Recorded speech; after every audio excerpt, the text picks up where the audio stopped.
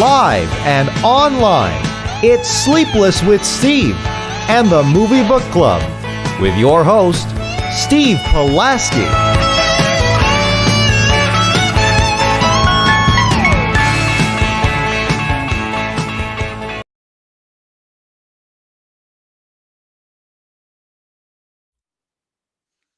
Back and better than ever, Sleepless with Steve live on YouTube on this Wednesday evening. The gruesome twosome in effect today. Joe, going to be out the next 2 weeks. Tonight wasn't really planned.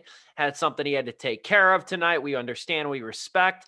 But Joe will be gone now, not this week and next week. So no Zoom-sponsored intermission. That's about the only positive here. It's the only silver lining, but it's a pretty good silver lining, so... Yes, indeed. We miss you, Joe. We really do, because now Dom's doing double duty over here, and Dom's getting really good empathy. Joe, take this load off my shoulders.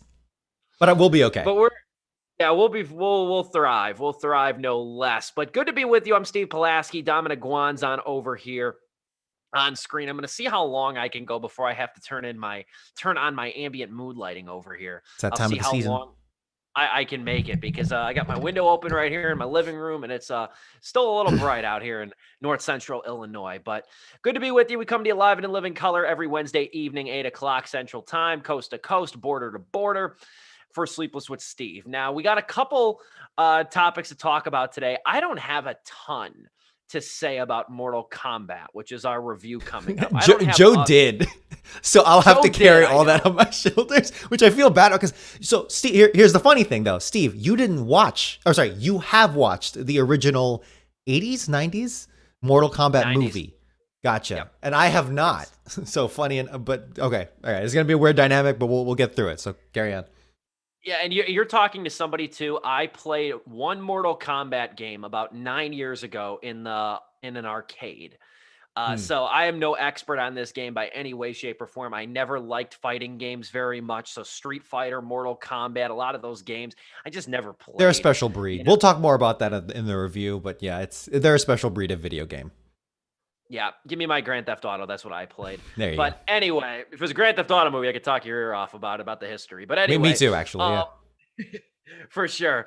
But we got that as our main meat of the show today. Mortal Kombat review, brand new movie in theaters and also streaming now on HBO Max for a limited time. This came out, when the hell did this come out? A couple weeks ago. So I think it's still got about a week or two left on HBO Max at this time. Yeah. But we're also going to end this show talking about YouTube TV, Google's new spat with Roku. That's another thing. Roku's turning into the modern day DirecTV, with how they're just bitching and fighting with everybody, and the consumers suffer with these blackouts. But we're going to talk about that. My entitled self is going to go on my soapbox again. Because as somebody who has YouTube TV, so I'll go on my soapbox over here. And we'll start the show in just a minute by picking up where we left off with the Oscar show last week, about how and why streaming didn't dominate the Oscars this year, like maybe a lot of people assumed. But we'll get into that in a few. Meanwhile, Dom, you had your second shot. You were telling me about it off screen. How did it go for you? You kind of had a doozy. The shot itself, fine. The 15 minutes of observation, fine. Several hours afterward, perfectly fine. It wasn't until closer to the evening. So I got it at like 11 in the morning. It wasn't closer to the evening where I started to feel it. And sorry, let me preface all of this by saying, go get your shot. What I'm about to describe is probably one of the worst reactions.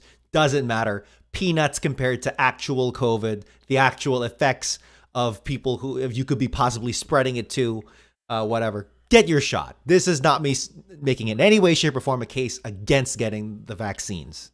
No.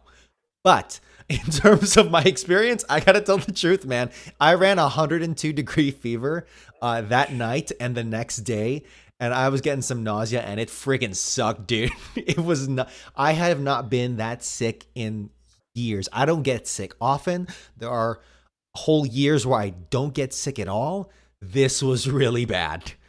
It was pretty not great. I am so glad I took those 2 days off from work. I took them off and be like, oh man, I'm going to catch up on so much stuff because I'm only get like maybe some sniffles and sore arm. No, dude, I was just debilitated. Like, my lovely girlfriend Chelsea was taking care of me, picking up the nurse duties. um, hero, hero in my heart. And she like tried to order some ramen. Like, hey, let's order some good ramen. Maybe that'll help you out, dude. I lost my appetite. That's the worst, man. Is when you lose your appetite. Yeah. Not even food can rescue you from from your horrible pit of despair that you're stuck in. And yeah, I had to do to work. I was scheduled for work on Saturday, so I got it on Thursday. Friday was a wash, and I was like, man, I should probably call off work. By that Saturday morning, it was like I woke up in a new body. It was like where I was like, oh my god, this is like 95% better, and like, oh my goodness, I could actually probably go into work, and I did, and I didn't feel any effects. Wasn't honestly really wasn't that tired. So thankfully, what it was short. But man, those like 36 hours, that for me comparatively to what I usually am, which is healthy, and I honestly rarely ever get sick. It sucked, dude. It was not fun. I was gonna say, when did you start feeling it after the shot? How long after? So 11, maybe like 11:30, I should say. I like my 11:30, probably 7 in the evening. So it took. Yeah, it's about when I. That's Yeah, about when because I got it at 9. I started feeling 9 in the morning that day. I started feeling it about 6. that sounds right. Yeah, Yeah, I it takes a started while to feeling kick it in. around then, and And then I so got the then, what was it fever for by you? like 10 o'clock. Then I got the fever about 10 o'clock. 10 o'clock. Do you know what you ran? Like your temperature? The second time I ran, the first time I ran my peak, or at least that I caught it, after the first shot, I ran 100.9. The second shot, I was only at 100.0. Gotcha. Um, So it was I a milder fever. pre-medicated. I pre-medicated a touch better than I did the last time. Yeah, my ambient lighting didn't last very long, but or didn't had to make an appearance. But yeah, it was about 100.9 the first time, but I did a better job pre-medicating the second time because I didn't think to pre-medicate the first time because everybody said the first shot was a goddamn breeze for everybody except for me.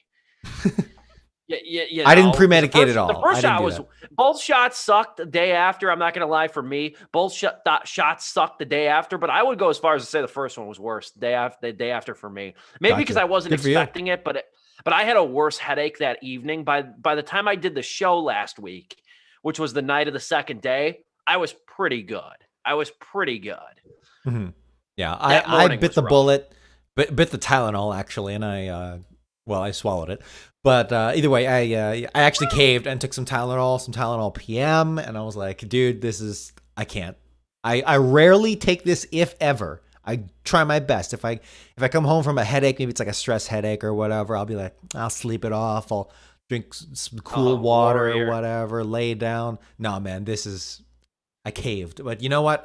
That's fine because if I'm gonna do it, I'm gonna do it for that. So hey, get your shots, people. This is important. Get Honestly, him. I'm not. I was never even worried that much about getting sick from COVID.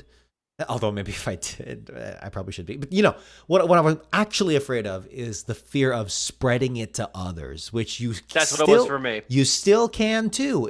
Even if you're vaccinated, there is a chance, a lowered chance, but there's a chance. So that you could possibly spread it to others if you're not careful. So keep washing I mean, just basic hygiene at this point, right?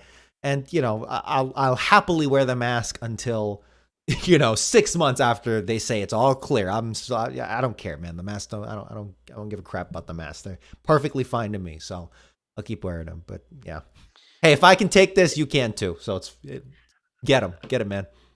Last thing, I laugh because you said that you try not to take like acetaminophen or like Yeah, Advil and stuff like that. I'm like, Jesus, I'm the type of person, man. I'll tell you, if somebody's at my house, they're like, I'm starting to get a headache. I just pull out my ibuprofen container. I'm like, oh, Tic Tac. yeah. There you go. That's I call it Tic Tacs over here. My mother, a nurse. There's nothing that can't be cured with ibuprofen or cornstarch. Those are the two things: cornstarch for a rash, ibuprofen for a broken arm. You know. Gotcha. But moving forward, or Naprosyn when shit's real, Naprosyn or naproxen Ooh, sodium, whatever it's called. There you go. getting Blow your crazy. kidneys out. Blow your kidneys out. Moving forward, though, we'll start with this. If there were ever a year for Netflix or other streaming services like Amazon to dominate the Oscars, you would think it should have been this year at the Oscars. The Oscars were more than a week and a half ago now. But there's this last topic I want to touch on for it. Given theaters were closed for much of it, though, much of this last year, and we were bereft of blockbusters, you would think that Netflix and Amazon would rise up because they were the two powerhouses of brand new film releases, brand new content releases throughout the last 15 months or so. Netflix earned a whopping 36 nominations. That's the most of any studio this year at the Oscars. It earned 36 nominations, but only took home 7 awards, none in the major categories. Amazon earned 2 awards, both in the same realm for the same movie. Sound editing and editing went to Amazon's Sound of Metal. And 4 of Netflix's wins were really tech victories, too. Disney, Warner, Comcast, and Sony, they own the night with wins in major categories. Sony won big with The Father. Warner won with Judas and the Black Messiah. And Searchlight, I keep wanting to say Fox Searchlight because that's what it was, but it isn't anymore because it's owned by Disney. Searchlight Pictures took home its 5th best picture in 11 years. I didn't realize how dominant they've been, but they had Birdman, they had Slumdog Millionaire, they had 12 Years a Slave, and they had The Shape of Water. Now they have Nomadland. So they've had 5 of the last 11 years they've taken home Best Picture. And Scott Mendelson, this is kind of what we're working off of. Scott Mendelson brought up a point I immediately thought of too when I was reading about Searchlight, is that Disney, who owns Searchlight now, there's value because they've been shuttering studios and such. They've been kind of closing down divisions of once they made that massive Fox acquisition. There's more value now in keeping that Searchlight label alive for cheaper, more quote unquote indie fare, I guess you could say. They got an awards cash cow on their hands, and whatever they can keep for themselves under their own subsidiary is another thing they can prevent from selling to Netflix and giving it to them or trading it to them. But it makes an Mendelson made an interesting point. He kind of ended his latest piece on the Oscars with this. And it was kind of like where the article maybe should have began in some ways. That closing paragraph, how he said, if an Oscars filled with streaming specific nominees led to record low ratings, which we touched on last week, what's that say about the revolution of streaming? And I think I don't have all the answers here, and I just think it's an interesting thing to kind of talk about. But I think at the end of the day, it's really not dissimilar, though, from like when great movies are in theaters or great movies bomb and they don't make money. It's like you can lead a horse to water, but you can't make them drink. Just because like an acclaimed movie is on a streaming service, that doesn't mean the masses are going to gravitate towards it. Right. And I find that fascinating in a lot of ways too, because I was amazed in some ways that like on social media, people were like, I've never heard of these nominees, or I've never heard of any of these movies. When Nomadland was on Hulu, Trial of the Chicago 7, which was Netflix, what they were banking on to get big nominations, that went 0 for 8. You almost wonder if they would have been better pushing To Five Bloods harder than they did to try to get some nominations. I think they probably would have at least netted one win if they did. Delroy Lindo, there you go. That's my main takeaway is that if you put it in the Oscars, maybe it probably still, it obviously would have gone to Anthony Hopkins regardless. Actually, no, I take that back. Would it have got because the ranking is if Delroy Lindo's in the mix. Now we're just doing the Oscars over again. But if Delroy Lindo's in the mix, does that take away? Because then if it went to Anthony Hopkins over Chadwick Boseman, then you have to kind of measure that out. Personally. Well, how cockamamie is it that both Kaluuya and Stanfield were nominated both for supporting actor in Judas and the Black Messiah? So who's to say Delroy Lindo's not a supporting actor because it's The Five Bloods? They're all kind of 5 main characters. Yeah, exactly. Who's the main character there? I would have said they probably would have got supporting actor. Yeah, honestly, I need to watch The Father. That's the thing, right? I'm not. Yeah, you do. Because actually I haven't mentioned that. I think it was between Nomadland and The Father where it's like, yeah, all these awards, I should probably go watch Nomadland and The Father too. But honestly, I think because you would think, and Scott Mendelson in the piece mentioned this, you would think that Trial of the Chicago 7 would have taken home something, right? You got Aaron Sorkin, you got that snappy dialogue, you got something really topical, right? So it's a movie about protest. It's a movie where the protesters kind of get their day in court, and they do kind of get their comeuppance at the end.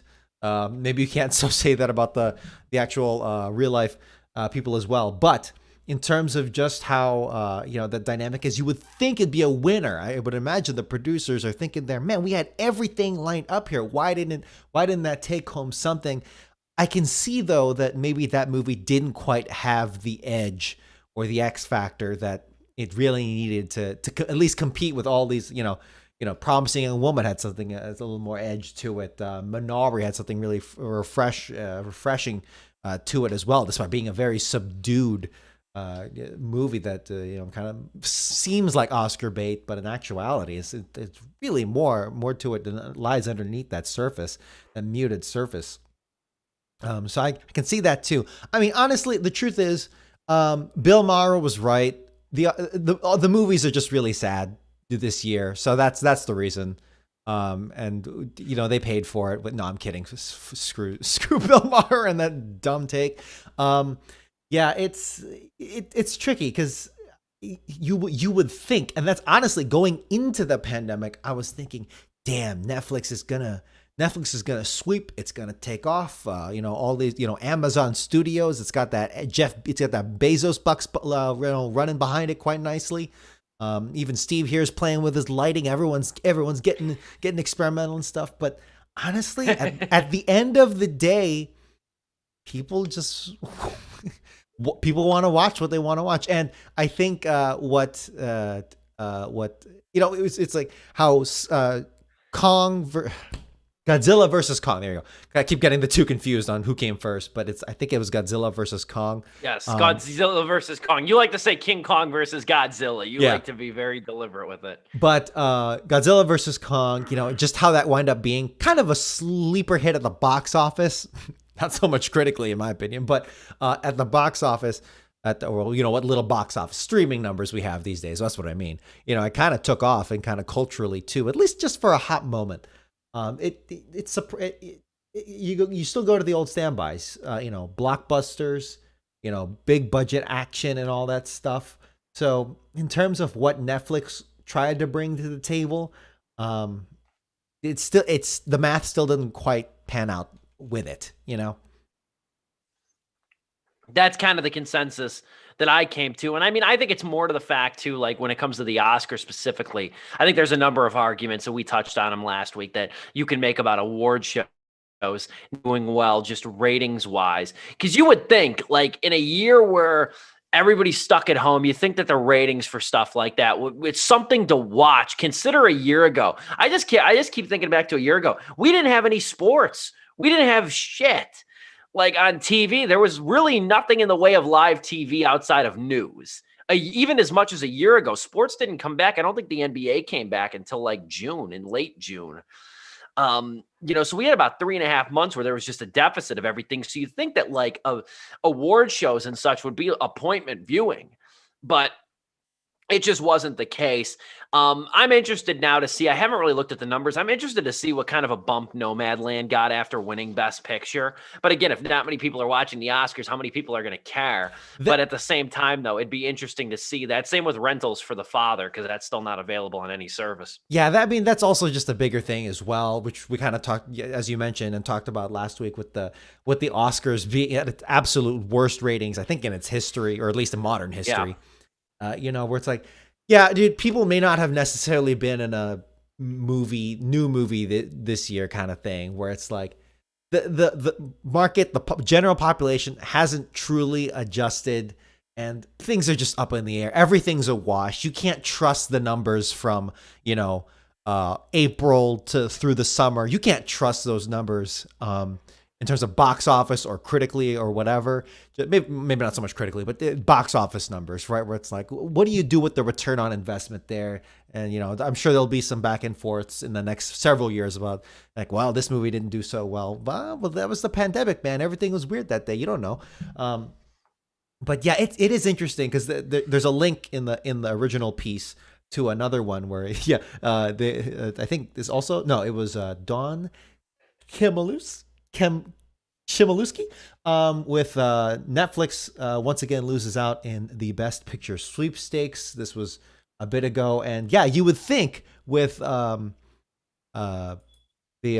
Trial of the Chicago 7 and Mank, which is like a La La Land-esque movie, not like in terms of how La La Land actually is or feels like as a movie, but just in terms of its Oscar magnetism. It's, it's all about Hollywood, literally the making of Citizen Kane, or like a dramatization of how that writer operated. It's something that you think critics would fawn over, and it won Best Cinematography, so certainly it didn't come home with nothing, and certainly right with cinematography, yeah. Cinematography, yeah. And Ma Rainey too. It took home quite a few technical awards. Costume production, yeah. Yeah, they came through, as you mentioned, for Netflix. But yeah, in terms of the big stuff, the actors and actresses and picture and director, hey man, maybe it was just a bad year that the math just didn't quite turn out. But you'll have to tell me, because between those two, I only saw three, I should say, movies that I've just mentioned in the last bit. I only saw Trial of the Chicago 7, and yeah, it does kind of miss that bite, despite being a really good movie that I would recommend. It does kind of miss that bite that Judas and the Black Messiah had, and despite being in similar time era, similar topics of government corruption and racism and all that stuff. But you tell me, does Mank have a unique bite to it? And I would think Ma Rainey would too.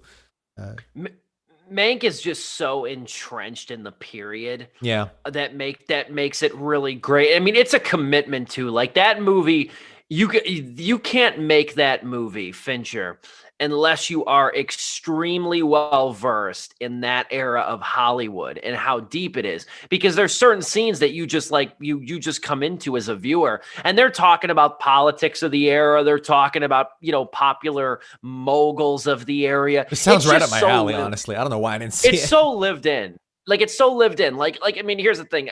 I'm shocked a movie where one of the supporting characters is the director, Joseph von Sternberg, that it didn't do very well, or not many people connected to it. But it is worth watching too. And I mean, I like the story. I knew it going in. Herman J. Mankiewicz, and his son is on Turner Classic Movies, Ben Mankiewicz, and he's been a figure and a film critic for many, many years. So that connection was connection is just really interesting as well.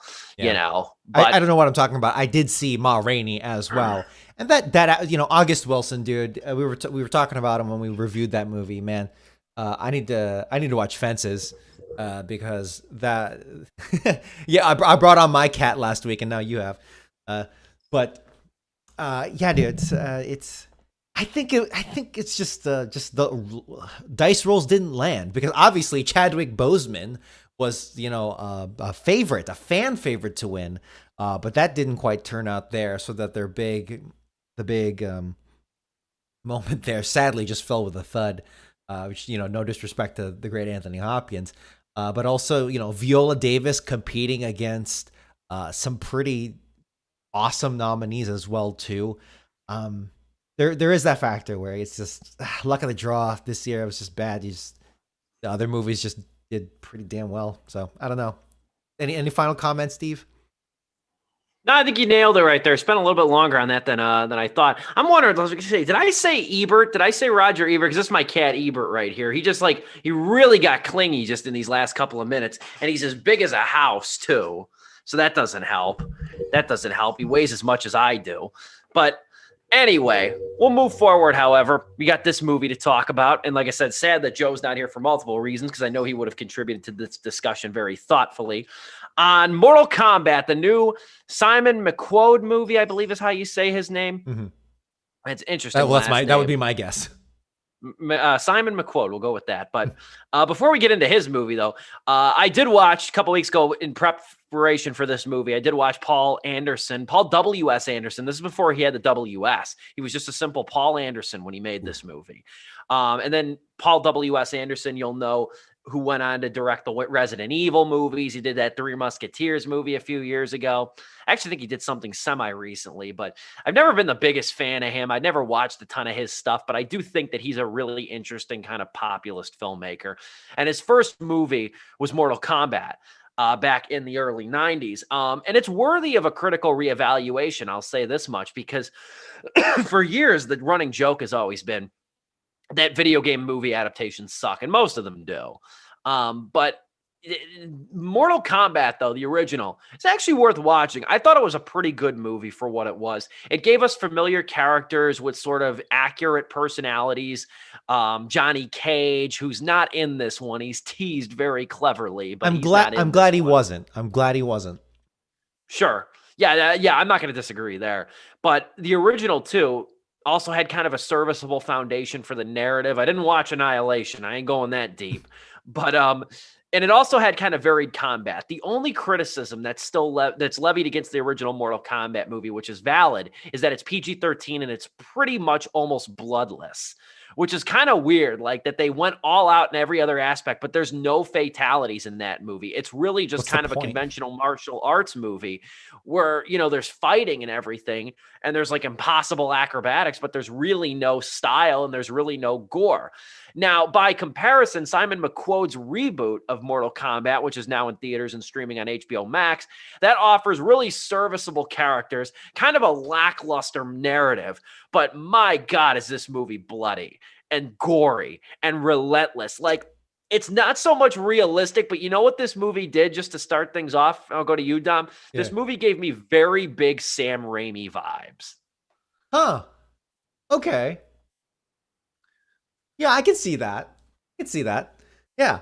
I very much, just general impressions for me. I actually had a pretty good time with it. Nothing, revelatory, but it did its job pretty damn well. And actually, thinking specifically of the blood, actually Sam Raimi probably is a better comparison, but actually specifically on the blood and the effects of it, it kind of had like a character, like a uniqueness to itself, in and of itself, because in so many other instances, blood is like so baked in, so whatever. But I am glad that in a Mortal Kombat movie, the blood is so pronounced, so ridiculous, and has like a kind of a personality of its own. It was giving me some like Tom Savini-esque vibes in terms of that's another good name. Not because it's similar, but just that the way that when Tom Savini does blood, it's very distinct, and you can tell like, damn, that is freaking blood, dude. Now it may not be realistic. It's very bright, very, very 70s, very of its time, but it develops its own character, and in that way, just the way that the blood in this movie, it's like melted jello, and it's just everywhere, and it's gushing. A lot of it is CG, which is kind of disappointing, but I'd love to know how much exactly. But once you give into that, I mean, hey, all blood in Mortal Kombat video games are CG if you really think about it. But in that sense, it was cool. It was just specifically on that blood part, and I'll toss it back to you. The best filmmaking in this movie, in my opinion, I think has got to be the opening sequence, which is set in 17th century Japan. And that's where you see the character, Hasashi's wife and son are killed. And it's just very dark. It's almost tonally different than the rest of the movie because it's very brooding. It's very serious. And the movie on its own is almost kind of silly, like a silly, gory, medium to hard R rated action movie. And it like almost loses a little bit of steam, I think, like the characters in some way too. Like the characters, we'll get to this too, but might as well touch on it now. Like the opening 15 minutes are very good. And then we kind of just get acquainted with this very bland and uninspired MMA fighter, this Cole Young character. An original character, I should add. This character. This character he's is not in any. Yeah, it's not like they took an existing character and tried to make it their own. They actually made up a new one, which I was surprised by, because I was thinking like Cole Young. Is that like, did they just change the name of an existing fighter? It's like, I don't recognize any of these. I'm not a big Mortal Kombat dude. I played a few of the games. It's not, again, fighting games are not really my thing. If any fighting game is really going to catch my attention, it's going to be Super Smash Brothers, which is so unique. and very not of the grain. That's one of the reasons why it's so popular and famous. But in terms of fighting games, I'm whatever. But I do know the characters of Mortal Kombat, because one of the fun things about fighting games is the character list and just having fun with them. So it's a little disappointing that they went with an original character and they really gave him just a generic story, just like a generic. Hey, he's a fighter. Very he cares generic. He cares about his family. His daughter inspires him. He loves his wife. And it's like, hey, if this was a boxing or an MMA movie specifically, where he rises from the underdog, would be very cliche, but maybe you have some time to develop. But no, the characters here shoot lasers from their arms and their eyes. So yeah, you're going to get overshadowed by that pretty quickly, unfortunately. For sure. Of the characters in this movie, though, I think Josh Lawson's Kano stands out the most. He's easily the standout. The writers here make him the serious comic relief, but he's also the instigator. And he's got my favorite line in this movie. He's got a handful of great lines. He also has that killer sombrero, too, that comes in really...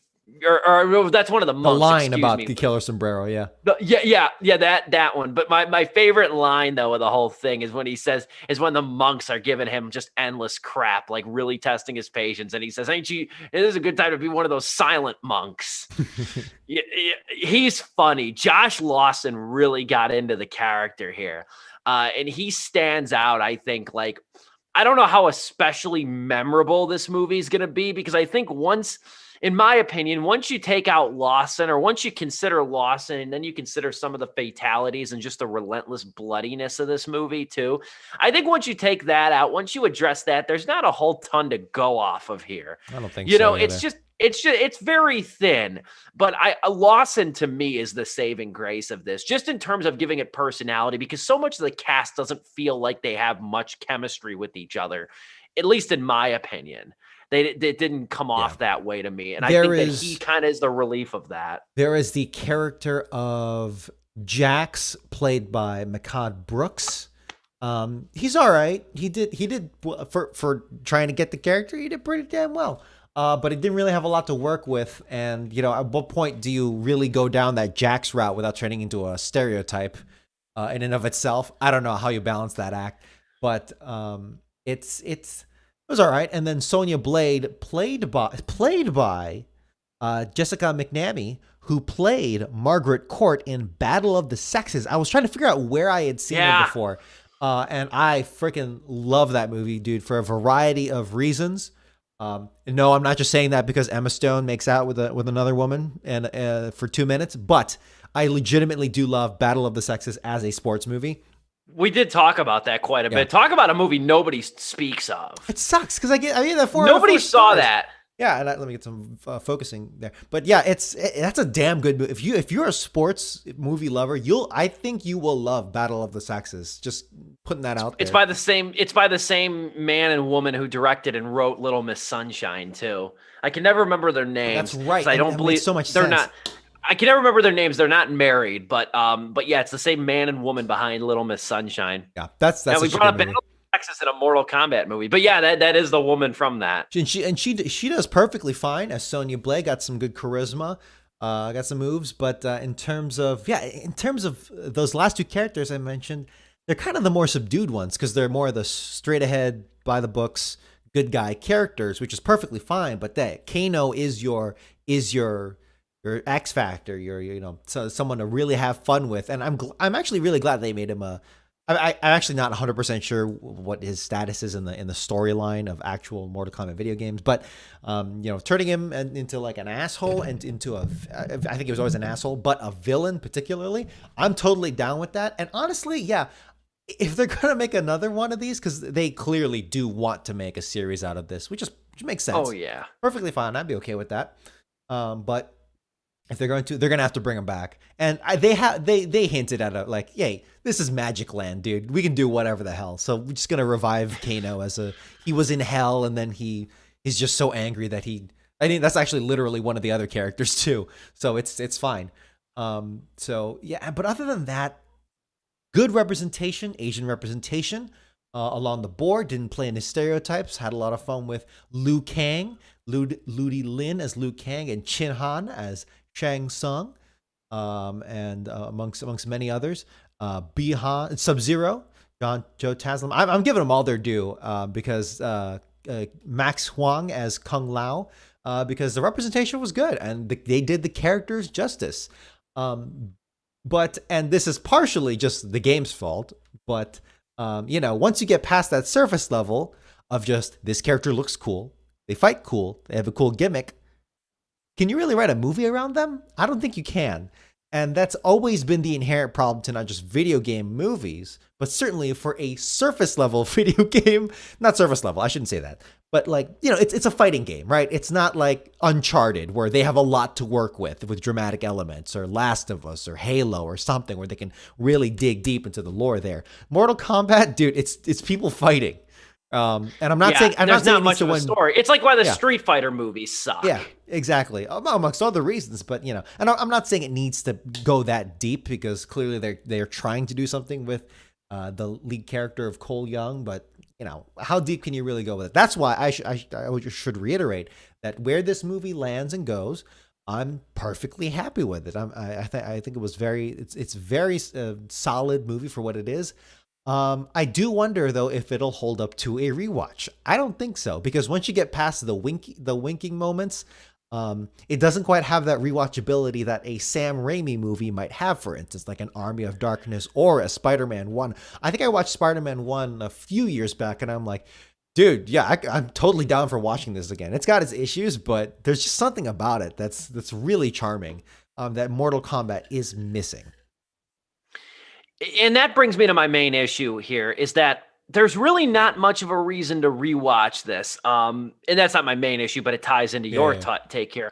This is my main issue, though, with this. This is another case where Hollywood is banking on multiple sequels, as opposed to making sure the first one demands that you be excited for those sequels. Yeah. This movie is an origin story. It really is. It's the beginning, it's foundation setting, it's everything. And even the third act plays a cruel joke in having a Mortal Kombat tournament without having a Mortal Kombat tournament, really. And that's what you want to see. You want to see those rounds. You want to see it kind of play out similarly like it does in the game. And this movie doesn't deliver that in the ending. It's almost like giving you a moral argument for why there shouldn't be Mortal Kombat tournaments. And that's not fun in so many words. And you're banking on it too. We've talked about that Cole Young character not existing previously before this movie. You're banking on this kind of bland archetype to carry this franchise. You're not going to have Johnny Cage in the first one. That's fine. But you're again going down the route. You're running the risk of what Teenage Mutant Ninja Turtles did, the Michael Bay movie, where the first movie was really an origin story. And then nobody showed up for the second movie, which is what everybody was expecting from the first movie. And that's the trouble that they run into with this Mortal Kombat movie, is they're trying to trust that fans are going to come out for the next one so you can see what you really wanted to see in the first place.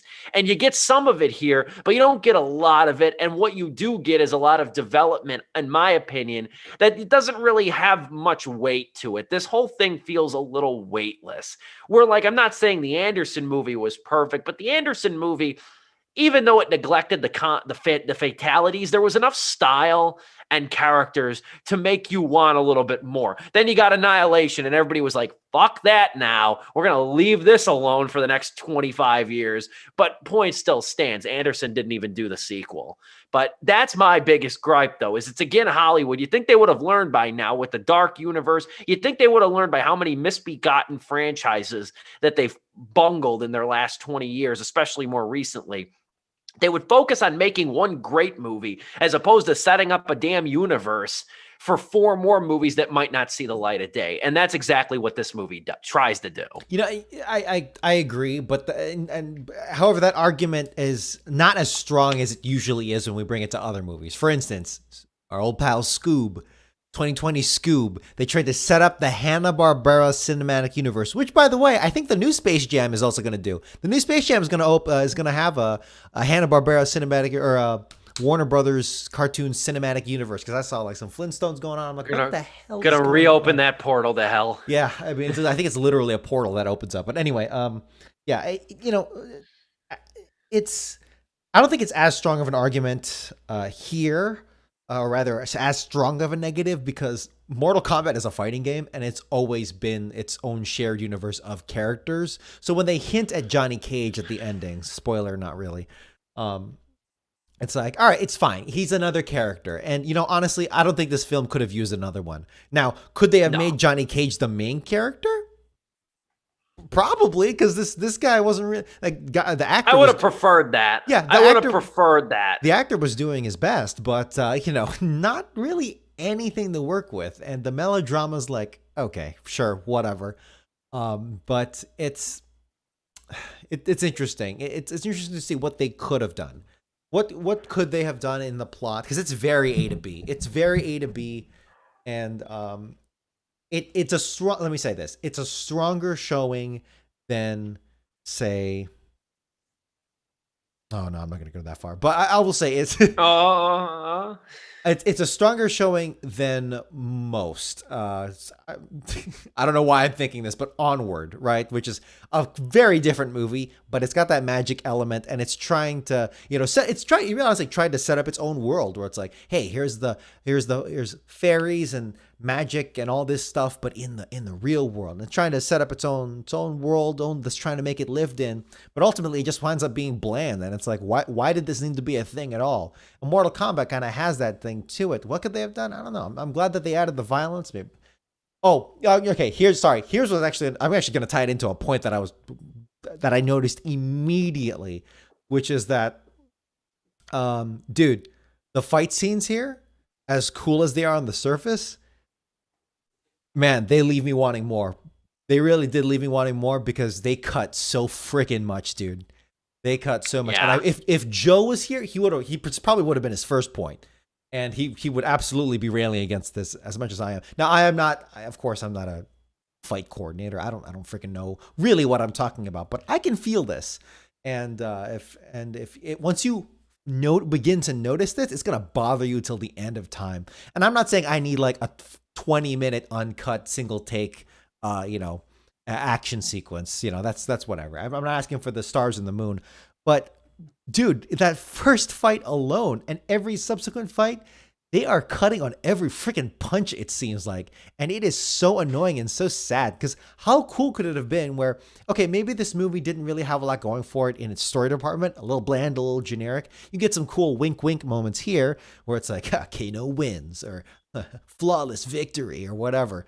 Yeah, sure. That's very fleeting. But man, if like the choreography here was really, actually, honestly, the choreography I think was pretty entertaining if they just like stuck with it, right? If they didn't butcher it in post, or like, I think a lot of cool stuff got left on the cutting room floor, just Frankenstein to hell in the editing bay. What the hell happened? Steve, did you notice this?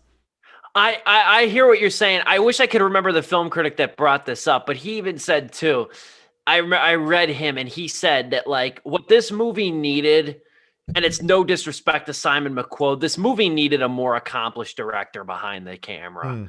I think it needed somebody who had a little bit more of a skill and a little bit more of an aptitude.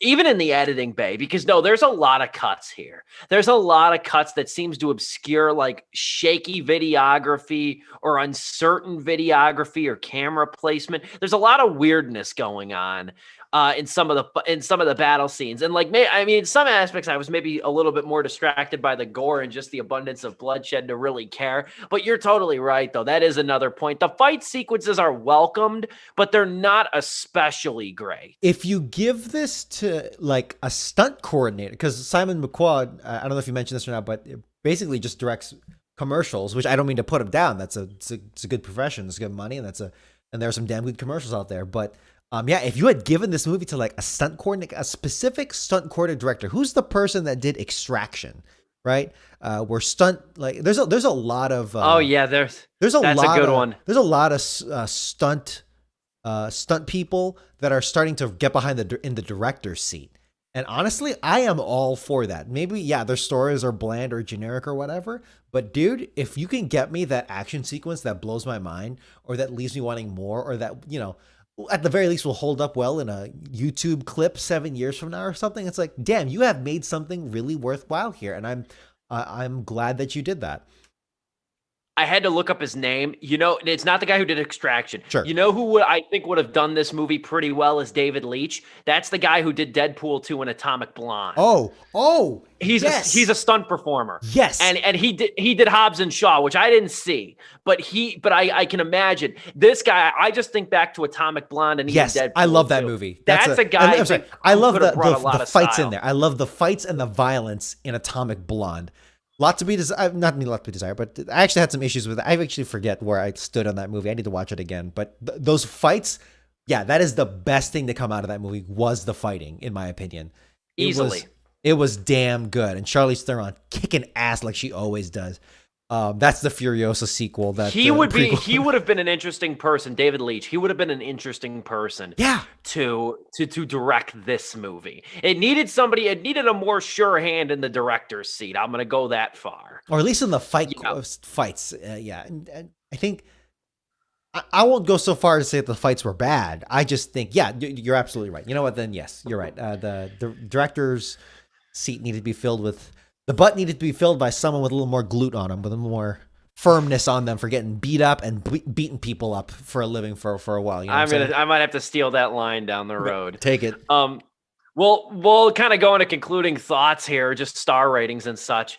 You know what? And looking at it now too, because Warner made this movie, and like I didn't think about it until after when I was sitting down to write the review, and I was just kind of perusing as I do. The joke is writing is 25 minutes of writing, 30 minutes of writing, and 3.5 hours of looking online. Like I go down, this is where I find myself going down most rabbit holes is when I'm writing a review of a movie on Wikipedia.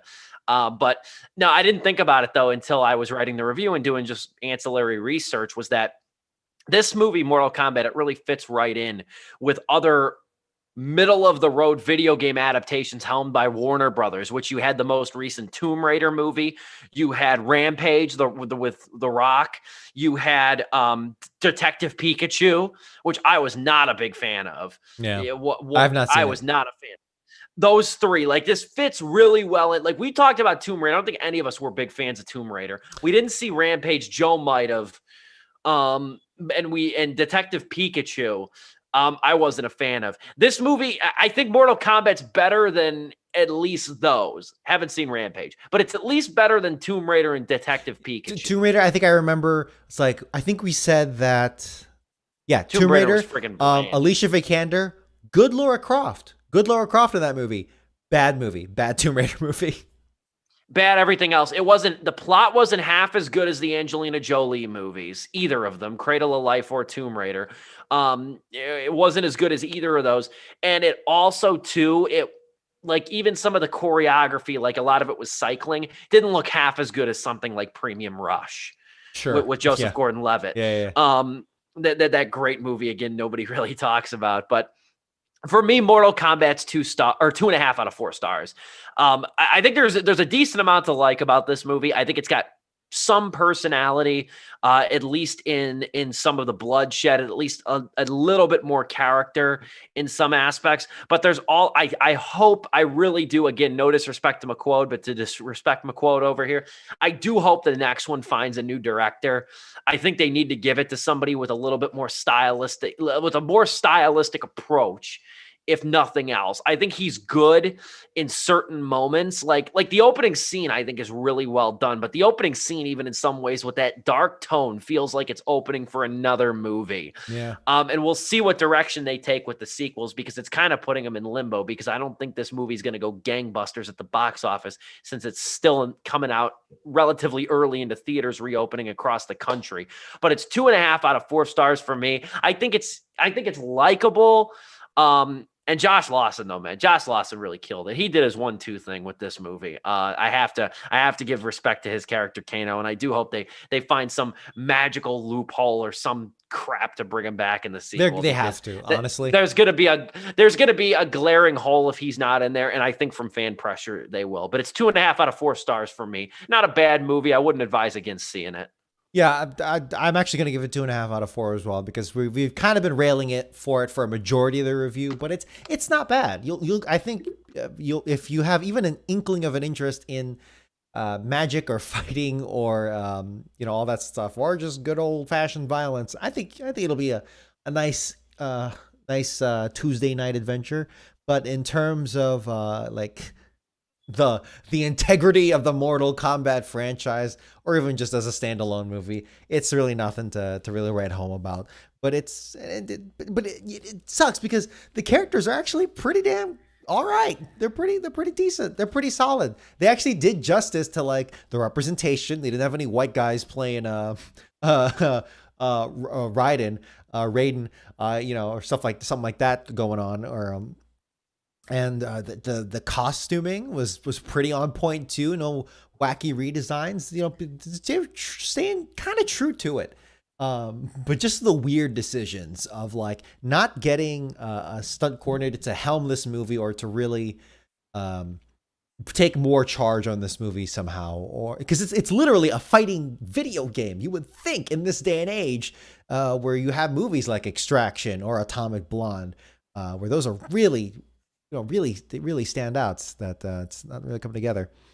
Or you have this making up a new character when you have a whole host of colorful characters to lead your movie. Seriously, I don't understand that. I don't understand. And if they would have put Johnny Cage in this thing, maybe that would have been too much, because that's a real twist in it. But I don't know, though. I mean, you've kind of got two generic, one of the other ones. You kind of got two generic existing characters. I'm not even saying actors. I'm talking about characters of Sonya Blade and Jax. Jax is a tough black guy with metal arms, which is cool. But it's like I'm sorry, I don't know much of the lore beyond that. Sonya You already Blade didn't do much with him, though, is what I'm saying. You didn't do much with him, and you didn't do really much with Cole Young either. You might as well have just put Johnny Cage, Sonya Blade, Kano, Liu Kang. There you go. At that point, do something really interesting with it, because unfortunately, not much else is going on. But yeah, okay, sorry. 2.5 out of 4 stars, solid. If you're a fan of Mortal Kombat, I am curious what a fan of Mortal Kombat, like I think Joe is, Seriously, what he would have thought. I think fans of Mortal Kombat, I'm gonna go on a limb and say that they liked it. I'm gonna go on a limb and say that they liked it, despite some mild annoyances. But if you're a fanboy, mild annoyances are the things you obsess over. So they probably hated it. I don't know. Well, I'll leave it there. Watch 10 minutes of Annihilation. I guarantee you'll be screaming for this movie, because I didn't see Annihilation, but I watched some stuff online just because of how putrid everybody said it was. And that movie, I mean,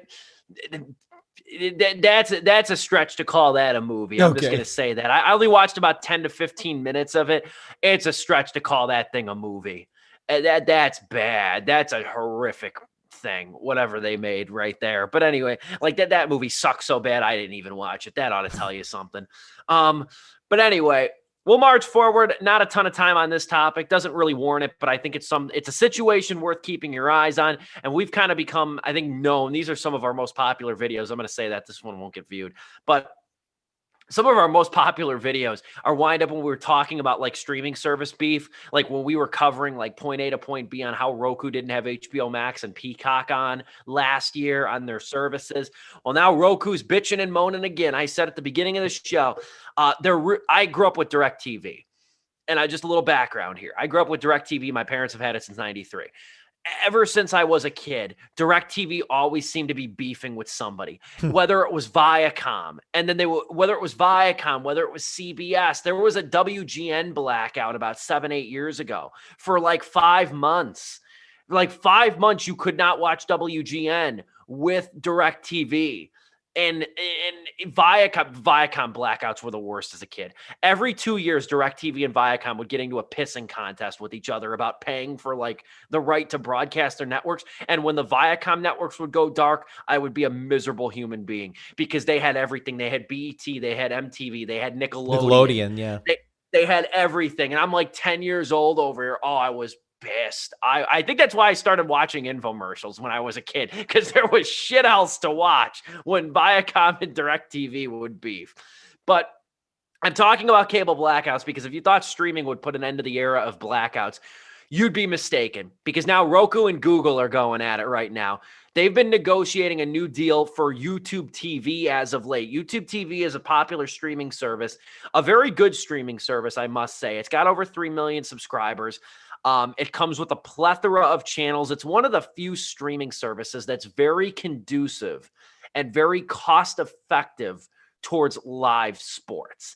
The basic package gives you like the NFL Network, NBA TV, NBC Sports Chicago, or NBC Sports, I should say.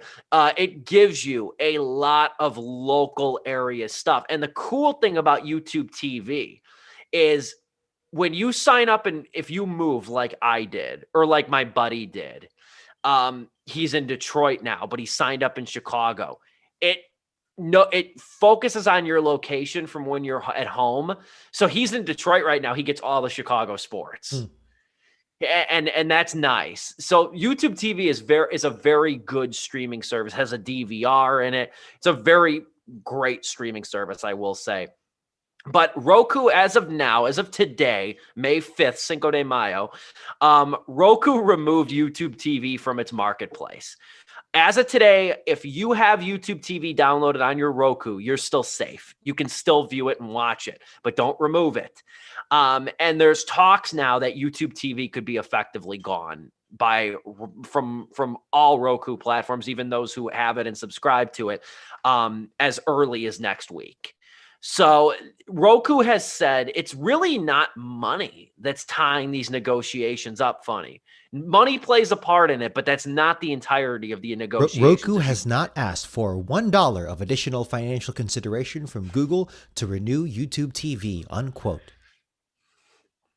Roku has said that Google wants preferential treatment for its YouTube and YouTube TV apps. They've said that the company has cited 4 demands that it felt were anti-competitive and would violate antitrust laws. And that gets really hairy when you're talking about streaming, as opposed to like broadcast rights. But apparently it has to do with consumer search results that grant Google access to more user data, which is the king of things these days. I saw this in an article on Deadline earlier today. And Google is also trying to leverage power and force Roku to accept hardware requirements that would up consumer cost of the platform too. So, it depends on whose side. This is a story where it depends on what side you ask. If you ask Google's side of the story, it's going to be completely different than if you ask Roku's side of the story. And Roku has such a strong grip